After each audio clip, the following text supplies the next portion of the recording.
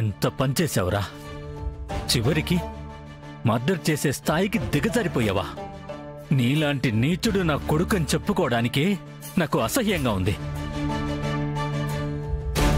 వీణ్ణి ఇప్పుడే తీసుకువెళ్ళి వీడికి తగిన శిక్ష విధించండి సార్. నాన్న, దయచేసి నన్ను నమ్మండి. నిజంగా అయితే నేను చంపలేదు నాన్న. ఎవరో నన్ను ఇరికిస్తున్నారు నాన్న.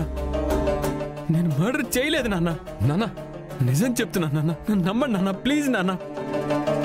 రేయ్, ఇక జీవితంలో నిన్ను నమ్మనురా. నేను నీ మొహం కూడా చూడాలనుకోవట్లేదు.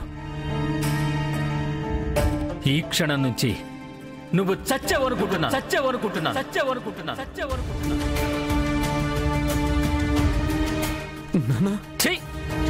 నన్ను అలా పిలవకు సార్. తీసుకెళ్ళండి సార్ వీడిని. రాకపోతే ఈడ్చుకొని తీసుకెళ్ళండి. ఈ రోజే డౌన్లోడ్ చేయండి. మీ ఫేవరెట్ షోస్ చూడండి.